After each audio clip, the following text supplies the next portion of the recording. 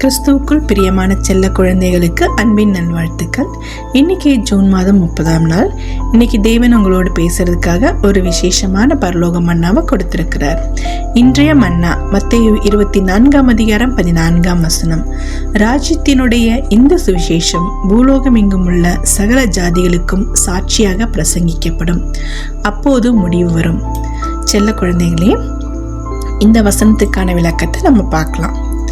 இயேசு கிறிஸ்துவை பின்பற்ற பிள்ளைகளாகிய நாமோ இந்த உலகம் முழுவதுக்கும் நம்ம சாட்சிகளாக இருக்கணும். இயேசு கிறிஸ்து நம்ம எல்லாருக்காகவும் கொடுத்த மீட்பு பலியை பற்றியும், அதாவது ransom sacrifice பற்றி, அதே போல் சீக்கிரத்தில் வர இருக்கிற அவரோட ராஜ்யத்தை பற்றியும் இருக்கிற எல்லா நல்ல செய்தியையும் நம்ம மற்றவங்க கூட என்ன பண்ணணும்னா ஷேர் பண்ணிக்கணும்.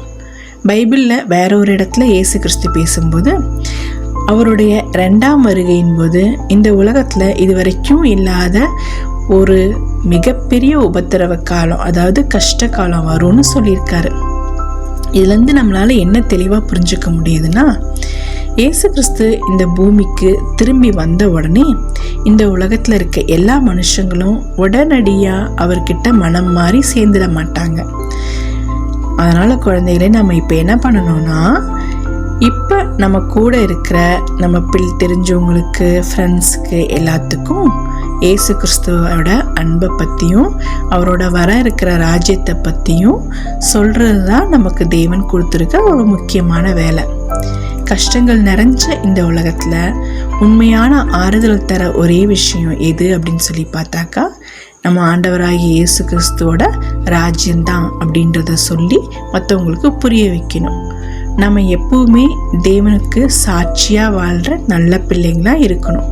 செல்ல குழந்தைகளே, இந்த மன்னாவை இன்னும் தெளிவாக புரிஞ்சுக்க உங்கள் பைபிளை எடுத்து கலாத்தியர் 1ஆம் அதிகாரம் 23ஆம் வசனத்தை வாசிங்க. இன்னைக்கு ஃபுல்லாக தேவனோட ராஜ்யத்தை பற்றி நம்ம மற்றவங்களுக்கு எப்படியெல்லாம் சொல்லித்தரலாம் அப்படின்னு மனசுக்குள்ளேயே தியானம் பண்ணுங்க. ஓகே குட்டீஸ், இன்னைக்கு இந்த மன்னாவோட சந்தோஷமாக இருங்க. இன்னைக்கு நைட்டு ஒரு சூப்பரான வேதாகம கதையோட நம்ம சந்திப்போம். எப்போவுமே தேவனுக்கும் கிறிஸ்துவுக்கும் பிடிச்ச சமத்து பிள்ளைங்களா இருக்க. பை.